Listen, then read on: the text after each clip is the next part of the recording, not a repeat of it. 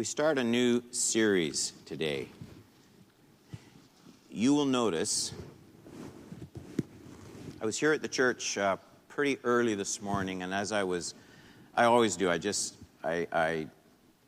don't think you care about this, but I kind of do my sermon. When I leave the church Friday afternoon, I don't like last-minute pressure, so I always like to feel like if the next morning was Sunday, I'm ready to go with my class, with Sunday morning, with Sunday night. That's just the way I like to do it. Saturday evening, my routine is, sometimes we'll go out for a little bit or something, but usually my routine is I take my Sunday morning stuff and I just go over it all again. And so every Saturday, Renee sees me in that chair and I've got a pen.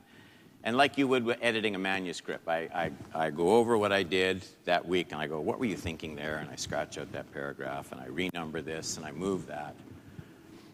I do it all again. And then Sunday morning when I get here, I take it out and I look at it and I go, what were you thinking there? And so this morning I really redid this a lot, and you will see in the middle of it, I have a bit of a diversion, a bit of a sidebar to just something that I really felt, I'm not trying to sound spooky, but I really felt impressed that I wanted to cover, and I worked it into this message, though you'll see it's not a nice part of the message, you know what I mean? It doesn't flow perfectly. When you can't run away from your most troubling thoughts, this is part one. There'll be maybe 10 or 11 messages, and I'm plenty loud. You guys can probably pull me down a wee bit. When faith loses its focus. Typically, I do working through a book of the Bible Sunday morning, and then sometimes more topical like we are at night. I'm going to switch. The next Sunday night will be more textual, and I have a topic that we're covering now for the next 9 or 10 weeks. When faith loses its focus. Have you ever had the experience of meeting someone at the airport whom you've never seen before? And you have the assignment of going and meeting someone who's coming. It's your job to meet them. You know the flight number. You're there. And you stand there and you try and smile at every person getting off the plane because you don't know the name. You don't have a sign. And so you look at everyone in the eye, not long enough to appear to be a homicidal maniac, but long enough just so that they might see you're expecting someone and they may well be that person. And so you just try and meet briefly, but not too starkly, with the eyes of everyone getting off the plane. Now, suppose I'm the one getting off the plane. Someone is supposed to be there to pick me up. But nobody has a sign and nobody comes forward in any way. Suppose I'm just about to leave the airport. I'm giving up. I'm going to get a cab. Someone comes up and says, "You mean to tell me you're Don Horban?" "Yes, I am." "No way, man. You aren't at all what I had pictured in my mind. I never dreamed you'd be so handsome.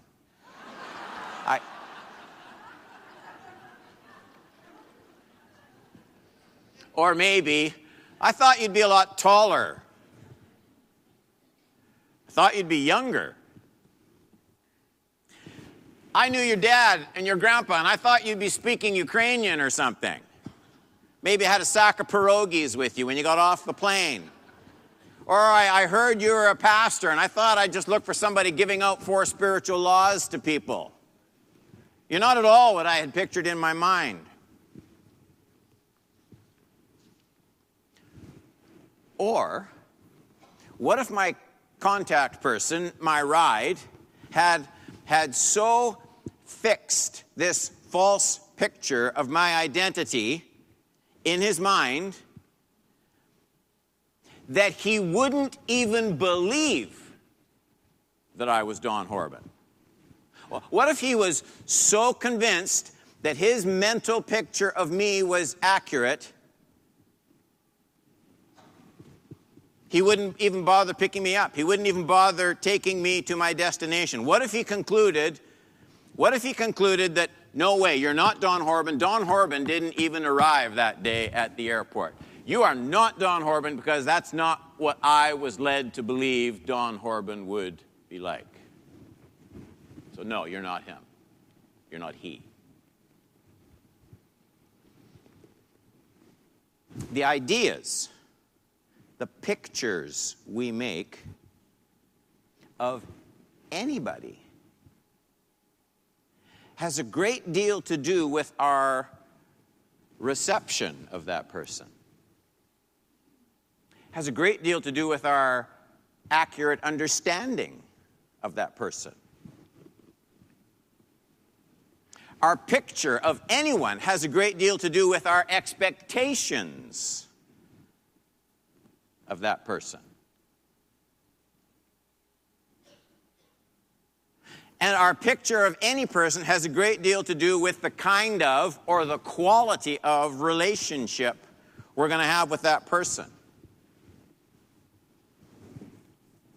We can see the truth of those words if you just think this through a little bit. Suppose I think a person is absolutely honest, absolutely trustworthy, absolutely safe to babysit my children, but he's really a maniac, a crook, maybe a child molester, a criminal. But I'm convinced my picture of that person is they're good, they're moral, they're safe, they're trustworthy, they're upright.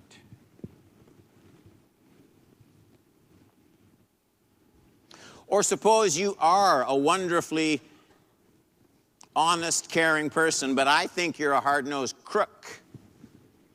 I will never put the confidence in you that you deserve. I will never receive the benefits of the rich friendship, the kind of help, maybe the kind of advice, maybe the kind of financial advice or business advice that I might profit from, but I won't listen to you, even though you're nothing but kind, helpful, good, because I have a picture in my mind that you are not to be trusted.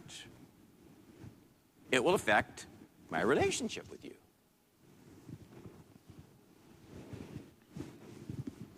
This is a series of teachings on the kind of dark thoughts, the kinds of doubts I want to talk about. I have a lot of conversations with wonderful, good Christian people who find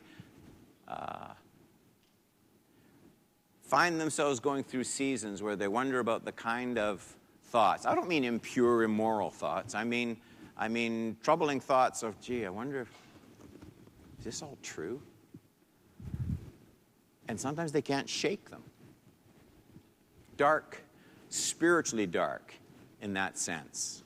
Troubling thoughts. Now, we usually think just of intellectual doubts, doubts that arise because of some kind of lack of evidence for faith. We'll consider some in those series. We deal with that thoroughly, very well in this church. The kind of doubts we normally picture are the kind of doubts, say that Tim Barnett, Paul Franks, Rich Davis, those guys deal with those things brilliantly. If you haven't been coming on Wednesday nights,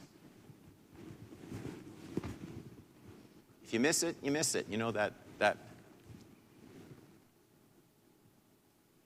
But I think a lot of the doubts we experience aren't coming from intellectual sources. My guess is it might not even be the most common source of doubt.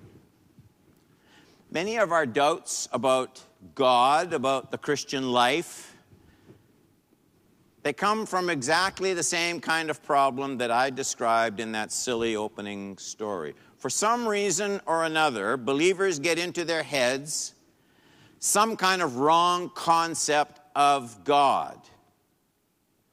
So wrong that it actually comes between the kind of relationship they should have with God and the kind that they actually do. Their picture of God actually hinders their faith in God. So then here's what happens next. Since they don't know they're developing a false picture of God, they blame God or the Christian faith or the church, but they put the blame on that end of the stick.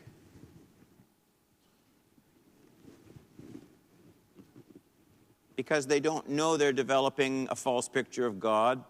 They blame God rather than their faulty picture. Little realizing that God isn't like what they think he is like at all. And because they don't understand God as he is, they can't trust him as they should. That's an important sentence. Because they don't understand God as he really is, they can't trust him as they really should. There are some critically important points for us to remember regarding the kind of thoughts, the dark thoughts, the doubts, the questions that arise from faith that is out of focus. I chose out of focus, not faith that isn't based on what God is actually like. Faith that has a false picture, like that person at the airport. And if we don't remember some of these points, we won't know how to fight those kind of doubts when they arise. And they will arise. They will come to everyone. See, it doesn't matter what you believe, you will have doubts about it. Doubts are a part of the human condition. C.S. Lewis said that someone asked him about doubts as a Christian. Did he ever have doubts? And he said, yes. He said, but I had the advantage because there were times when I was an atheist and God seemed terribly real to me. Pick any camp you want. Being that we are human beings with fallen minds and limited understandings, you can't pick any camp without going through seasons where doubts come. So I have a couple thoughts I want to leave and a little diversion, like I said, in the middle. Point number one. Doubt is not always the same as unbelief. That's important to remember. Because there is an enemy who will come at any thought of doubt and make you feel like you are a lousy Christian. Shame on you. Like all of a sudden he cares about how spiritual you are. Doubt is not always the same as unbelief. If a person has a faulty picture of God, he or she will sooner or later be plagued by this sense of the unreality of the God he is trying to worship. But the problem isn't unbelief. The person does believe in God. The problem isn't a lack of belief. The problem is rather believing the wrong things. Too much belief, if you will, but in a wrong direction. That's the problem. In other words, sincerity won't guarantee sturdy faith. Inaccurate beliefs won't hold up a genuine faith. The real problem with faith out of focus, it needs to be clearly understood. It isn't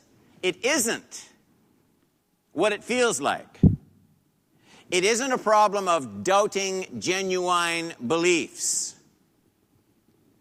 That Jesus really rose from the dead, that Jesus is coming again, that he died on the cross for our sins. The real problem isn't a doubting of genuine beliefs. The real problem is a faulty picture of God. It isn't doubting genuine truths, but believing false ones.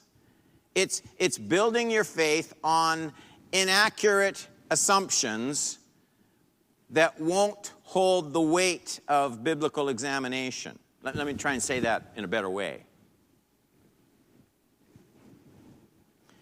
The problem isn't that the person at the airport didn't show up. The problem isn't that he wasn't really there and he wasn't really a real person. He was. The problem is I wasn't expecting the right person because I held false assumptions about who is coming. Okay? There was no lack of evidence. There was no lack of reality. It was my mental picture that was creating the doubt. So that leads to the second point I want to talk about. How false pictures of God develop. I know we don't develop pictures anymore, but it seemed to kind of work. There are two ways in which false pictures of God get established in our minds. Two ways. First, we can hold on to pre-conversion ways of thinking about God after we have come to Christ. I think this is a huge problem. Let me try and explain it. So, instead of, right at the moment of conversion, instead of rooting out pre-conversion, pre-Christian concepts and worldviews, we actually quietly leave those big worldview concepts, we leave them undisturbed while we make dramatic changes in our outward actions. So we get saved and we stop swearing, I stop cheating on my wife, I stop getting drunk, I stop whatever it might be. I stop looking at pornography on the internet. I try and stop lying. I go to church. Pastor Don says I'm supposed to go to church. I'll even try Sunday night once in a while. I get a Bible reading program. I start reading my Bible. And so I've got these things. I stop doing these things and I start doing these things. But they're all those outward activities, okay? And they're good. This is not me saying those things aren't important. I'm saying you can make wholesale changes in a lot of the actions of your life and never touch some of the basic presuppositions, worldviews. And you leave those things undisturbed until they quietly begin to mingle with your Christian conversion. And because of the attention given to these outward changes of behavior, good things, attention is diverted away from areas where inward thoughts, values, ambitions, affections, ideas, those things are untouched by revelation of divine truth. I get that those things don't all change overnight. I'm talking about a focus on certain outward activities that never, ever reaches inward ideas and attitudes. I said I think this problem is becoming increasingly common in the church. Consider this. People come to faith for all sorts of reasons. Sometimes they come to Jesus because some preacher told them that they will find a solution to their particular need. It's very common. Your marriage is falling apart. You need Jesus. You went bankrupt. You need Jesus. You're lonely. You need Jesus. You feel unfulfilled. You need Jesus. You're a teenager, far from the Lord. You need Jesus. You need to give this situation to God. I'm lonely. Jesus will be the companion. The problem isn't that those things are untrue.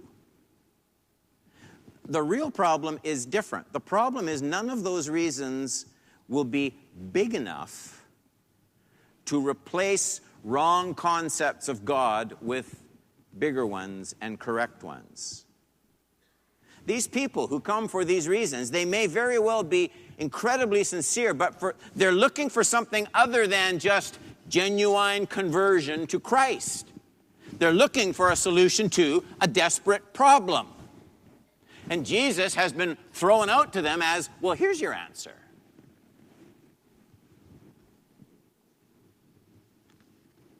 Let me give you genuine motives for coming to Christ, all right? if you've never heard it before, you're not a Christian. You do need to be a Christian, but not for the reasons you think. Here's why you need to come to Christ today. A, you are eternally lost and separated from a holy God, and you can do nothing to remedy this situation by yourself. This is true whether your marriage is falling apart or whether your marriage is better than mine. This is true whether you're unemployed or whether you have $1 million in the bank. If your lostness isn't your primary motive in coming to Christ, you will be starting out your Christian walk on the wrong foot. And you can't help but build an inaccurate picture of God through Christ being your Redeemer rather than your therapist.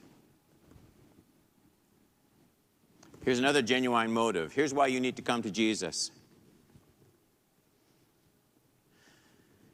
Your motive for doing anything that you do in life will be glorifying Jesus and building his kingdom. This will be my thinking behind every resistance of sin. I'm not just trying to be a better person.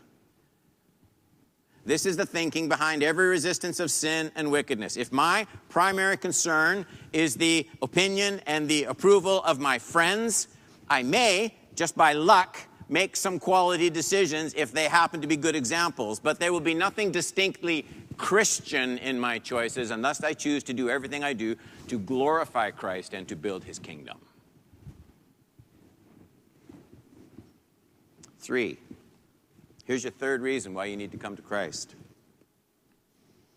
Your understanding of moral and spiritual truth is objective and absolute rather than personal and subjective. So for the Christian, there's no such thing as a moral principle being true for you or true for me. Relativism is, at its core, anti-Christian and will destroy any concept of genuine Christian faith. I could talk more about that, I can't. D, it's the fourth reason you need to come to Christ. Your relationship with self should be one of self-denial rather than self-fulfillment.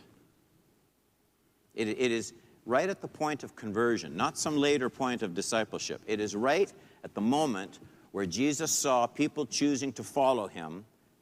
Before they made the decision, he would say to them, if you want to follow me, if you're even considering following me, you must first of all take up your cross, deny yourself daily, and follow me. That is not some later process of sanctification. It is the first step. Everyone who follows Jesus has to make that decision. So if those concepts and those motives, I listed 4, if they aren't in place, I will think I have made a decision to follow Christ, but I'm not meeting the right person at the airport, okay? And I'm going to be confused about why things aren't working the way they should be. But the problem isn't that Jesus isn't real and Christianity doesn't work. The problem is I never understood the terms when I signed up, and I never made the kind of mental adjustment that following Jesus requires. Those are the concepts and motives that need to replace everything else about the way I think. Before any actions whatsoever take place, they need to replace everything about the way I think when I come to Christ for new birth. If any of those steps is omitted or sidestepped, then genuine faith will become an impossibility sooner or later. It might not be immediate, but sooner or later. If wrong presuppositions about how God acts, what God requires, if those are allowed to remain intact, when faith is first embraced, those wrong concepts will incubate and proliferate like a foreign bacteria in your bloodstream. And the professing Christian will end up not so much with a renewed mind as a patched up mind. And doubts will always hound that kind of conversion. Always. Again, I just want to say, the problem wasn't that genuine faith was out of reach or that it didn't make sense. The problem was this seeker wasn't looking for the same God as the one who has revealed himself in the Word and in Jesus Christ. So this person, when troubled by doubts, isn't doubting genuine faith. He's never tried genuine faith, though he thinks he has. Do you understand what I'm saying? Hello? Okay.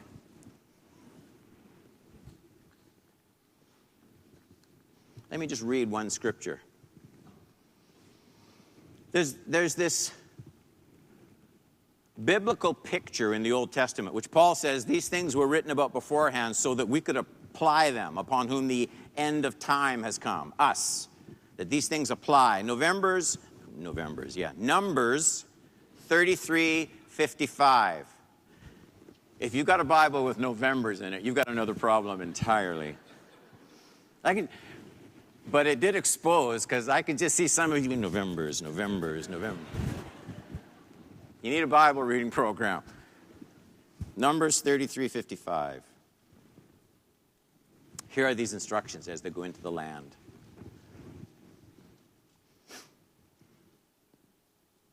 But if you do not drive out the inhabitants of the land from before you, then those of them whom you let remain shall be as barbs in your eyes. You ever get a fish hook in your eye? Yeah, it's quite a picture, isn't it? Sorry. They shall be as barbs in your eyes and thorns in your sides. And they shall trouble you. Do you hear that? They shall trouble you in the land where you dwell.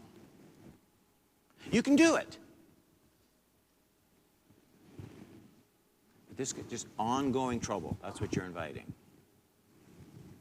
Short term, it's easier not to drive them out, correct? Way easier. Long term, it's going to be terrible not to drive them out. I think in short term, long term. Now, the reason those historic details in the year 9 BC, the reason they're recorded for Christians in 2016 is they picture the process of establishing patterns of new life, of how a renewed mind is formed. Any old thought patterns, presuppositions from the pre-Christian state of mind that aren't sort of plucked out, identified, renounced right at the point of conversion will only creep up and deceive and tear down and destroy the possibility of genuine faith taking root in that life. So, we've been looking at how these false pictures, like the guy at the airport, you're not Don Horban, are you kidding? This is not what I was expecting. How that kind of false understanding of a real person develops. And the point we've just been looking at is things aren't dealt with thoroughly at conversion. Okay, just so we all understand that's where we're at. There's another way that those false pictures develop. Second, the Christian mind and genuine faith can become corrupted by the entrance of unchristian presuppositions after coming to faith in Jesus Christ. I'm not talking now at the point of conversion, I'm talking after. Primarily, that happens through three things. The media, all forms of media. Materialism, which leads to idolatry. And unexamined friendships. There. I've just told you how minds get led astray. It's only three things. The media, the idols we worship in the media, the ridiculous, mindless idols we worship in the media, materialism, and the threat of idolatry that is attached to it, and our friends, unexamined friendships. These three things exert pressure on our minds in two specific areas. First, and this is where I said, you're going to have to do a comma and a little sidebar. Do you remember? Okay. First, the pressure to embrace tolerance. The pressure. Think of a pipe that's about to burst with water, or, real pressure. There's something pushing all the time, all right? The pressure to embrace tolerance over biblical revelation.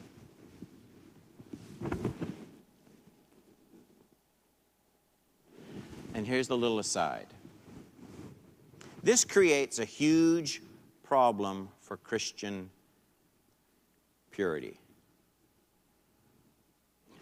The media doesn't function with any moral absolutes that are capable of overriding mere social acceptability. So if the majority feels something is right, it becomes right. You see, it's not just that Christians are governed by different rules. That misses the point entirely. The Christians' standards move along an entirely different plane altogether than social responsibility. I've never heard what I'm about to say. I've never heard it dealt with in any teaching that I'm aware of. I don't remember reading this in any Christian book. This is what happened in my office this morning as I was thinking about this. Let me give you a test. You don't have to answer out loud, but just mentally. Try to imagine a wicked act being described on any news outlet or talk show that doesn't involve a wicked act that doesn't involve either violence, ill will, treatment of others, violence / ill will toward other people, or intolerance to someone else's rights. So try to imagine some wicked action being described in the media, but remove social injustice or intolerance. Can you think of, in the media I'm talking, any wicked acts apart from these? So this would include everything like wars, terrorism, ill treatment, violence, the trampling of rights, the rights of others. So economic injustice to third world countries, bad trade laws because it deprives the poor. Take out social injustice and take out intolerance. And I would submit to you, you might be able to, but you have to look long and hard to find anything else that is viewed as wicked.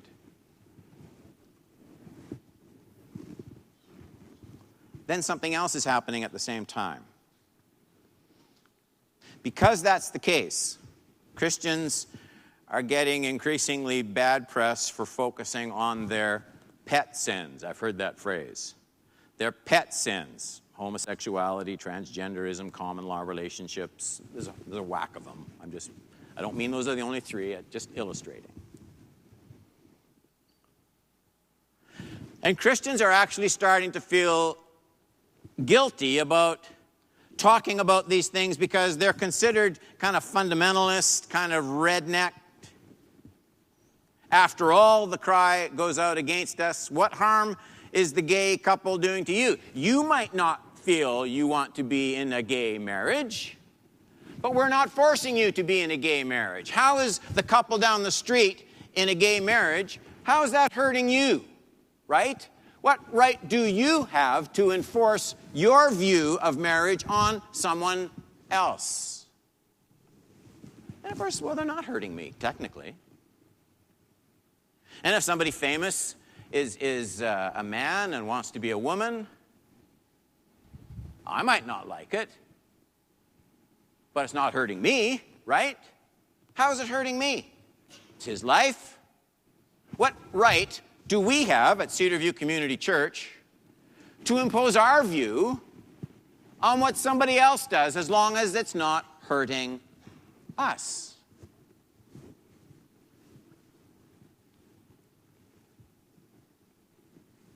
How is it hurting you if loving couples live together without the covenant of marriage? In fact, more and more Christians do that kind of thing. And then comes the clincher.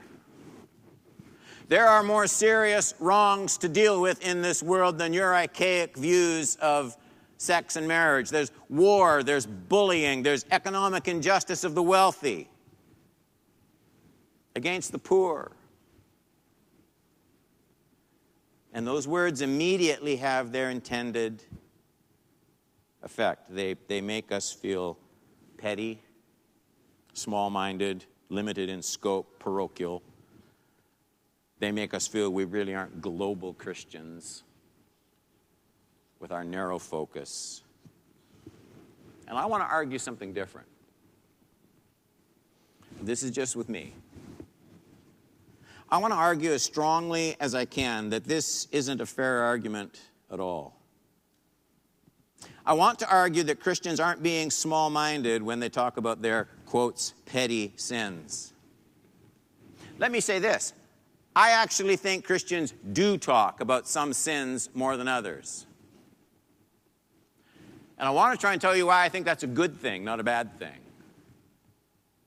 It's not because they are uncaring or uninformed about other issues. Their reason is more noble than that, and I wish it were shouted more often.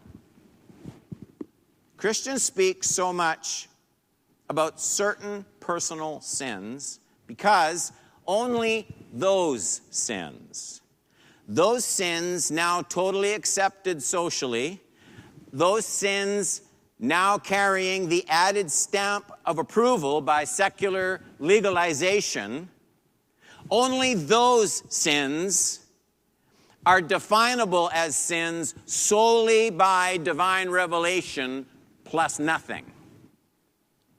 In other words, you don't have to convince very many people, not yet, that molesting a small child is a bad thing. There are sins of injustice that carry the weight of their own wickedness with them in more obvious fashions. But when you start talking about these particular sins that Christians so often talk about that are legal and acceptable on a broad scale, Christians have a unique opportunity to say, here's what defines sin. Not social acceptability or unacceptability, but solely the decree of God.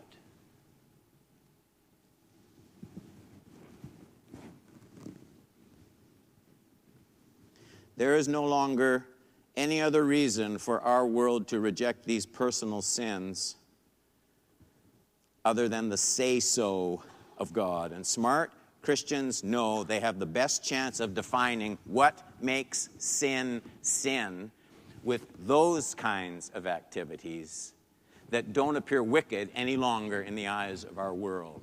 What makes them wicked? Well, God says.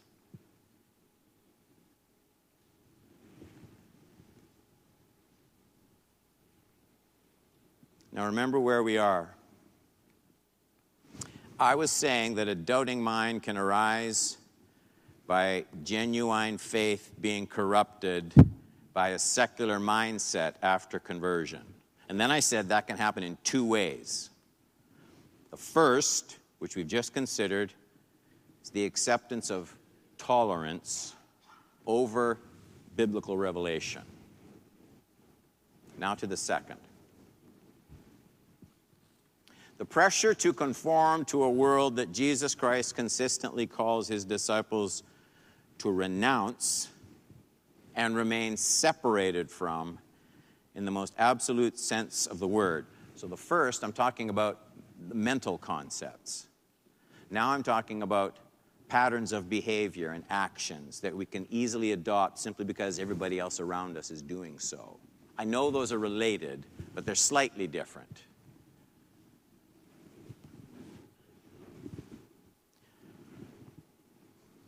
this world in which we live is a very jealous God. It's not only the God of the Bible that's jealous. This world calls us to worship its styles and fashions. It calls us to dance to its music, and I mean that figuratively, all right? To love its stars and celebrities with an absolute devotion.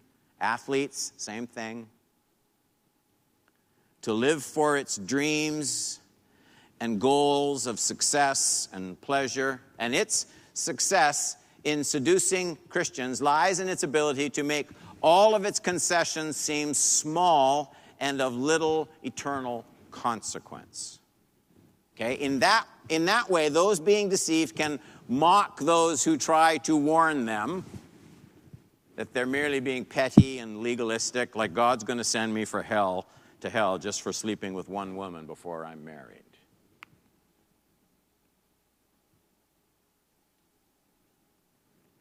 Does God do that? Can he do that? Would he be just to do that? And nobody even wants to think about the answer to that question. And so, little by little, the professing Christian ends up with a kind of a mix and match kind of faith. Church, Bible reading, teach a class, sing in a choir,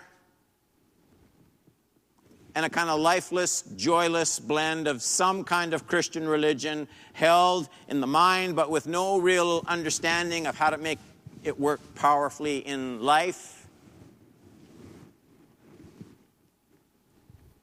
And doubt, in that kind of never, never land, doubt and emptiness are just certain to emerge and thrive and swallow up whatever remains of faith. Remember this. Remember where you heard it. When you try to live in two worlds, you find the best of neither and the worst of each. When you try and live in two worlds, you find the best of neither and the worst of each. Last point. So what is the answer to faith out of focus?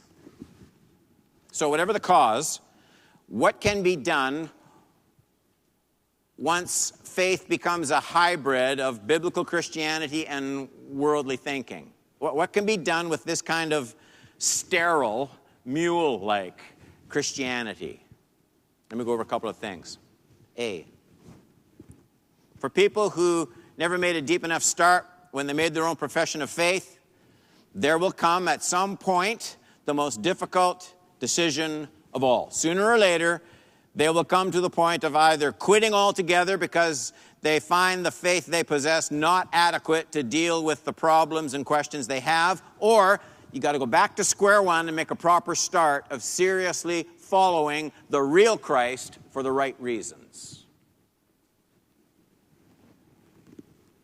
I said it's a hard decision because that takes incredible humility. It's almost easier for the absolute, abject pagan to come one time to Christ than for someone who, for all appearances, has been brought up in a Christian home and kind of waddled through all sorts of little segments of Christianity. It's a very difficult, humbling thing for that person to stop and say, this, enough, enough. I'm either in with both feet or not in at all. There are people in this room, and you need to rethink that. There are young people who are tag-alongs to their parents' faith. Some wouldn't even come to church if they didn't have to. There are young adults who, in an effort to boast of a more sophisticated faith than the previous generation of old-timers, have become so worldly minded that the only hope is to abandon whatever mixture of worldliness and watered down Christianity they possess and come to Jesus for the real thing. There are husbands and fathers who are honestly far more enamored with worldly success and power than Jesus, but who want their kids to grow up to follow Jesus. All these religious people need the same thing. Genuine, transforming, God-saturated to the roots conversion and new birth. Many won't have the courage to do that. I pray that some will.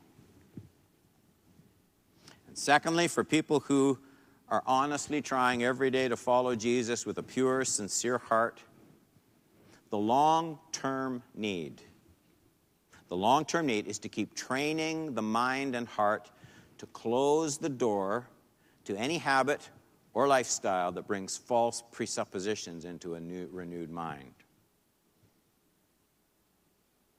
Yeah, we are all, me too, far too careless about the way we train our minds. I said a couple weeks ago, most Christians spend more money and time training their dogs than training their minds. We have a little carbon monoxide. Is that the deadly gas that you don't smell? The one that, okay. You can see I'm up on this. And we have this little thing, you plug it into an outlet, and there's a little button on it for testing. And when it goes, this thing just slices you in half, the sound. And my little grandson, Jack, has found that little button.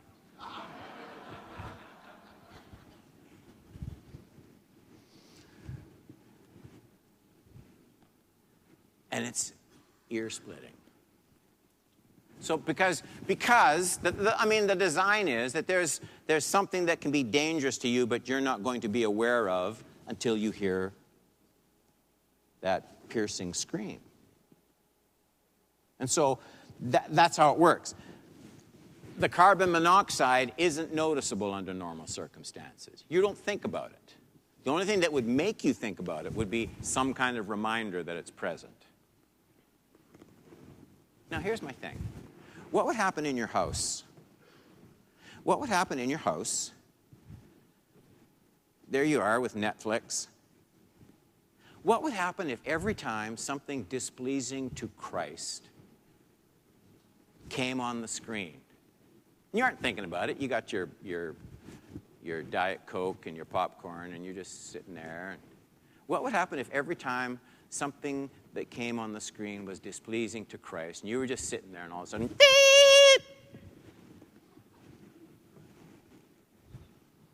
There's a swear word, beep! There's this lovely romantic couple waltzing through the grass and falling under a tree and rolling around, beep! How often would that go off in our homes, do you think? Do you see what I'm saying? How often would that go off at your house?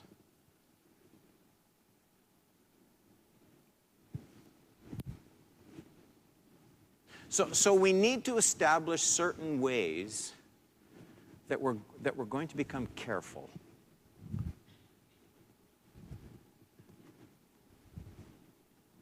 What about every time I develop an affection for something that is just inordinate? A material object, a thing to have, and it was just way more than I ever would need. What would happen? Beep! If every time I was a bad example, beep! You get my point. We would all be deaf, wouldn't we? We would all be deaf.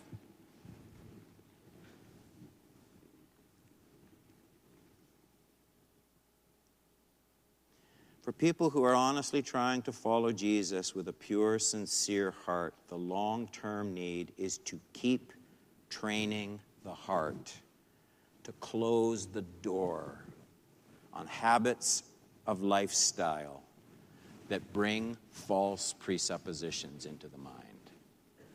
Lower the standards of acceptance, lower the bar for purity, weaken devotion to Christ, change the way we think about the holiness of God. When we were kids, I don't know why it was, but I can remember When we lived in Prince George, BC, there was a dentist in the church who was a Christian. And I don't think my folks had any money for a dentist. And all four of us, four Horban boys, Mom would take us to the dentist at the same time.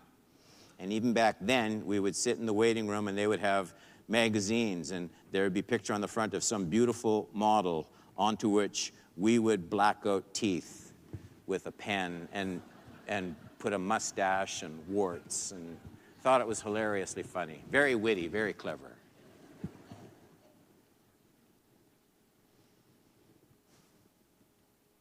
And here's what happens. Here's what happens in the kind of world we live in, and this part isn't funny. This is exactly, in a million ways an hour, this is exactly what this world wants to do with your picture of God. Your picture of God.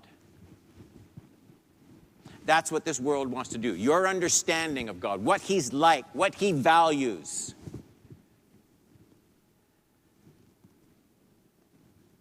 God gets painted as everything from a tolerant old man who just wants everyone to love each other and have a gay old time or have a good time. I guess that's changed.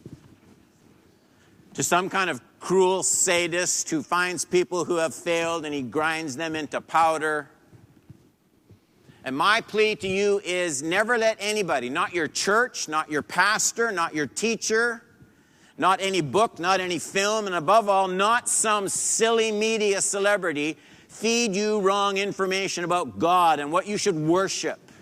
Because the picture that gets painted in your mind is the God you will in fact try to find at the airport and not recognize. And there's nothing easier to create, yet harder to trust,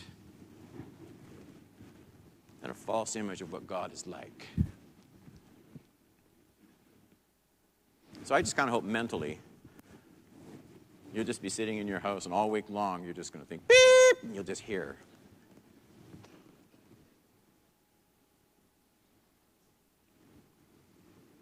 Guard your heart with all diligence, for out of it is life. The issues of life. We hear this truth in Jesus' name, right, church? Let's pray.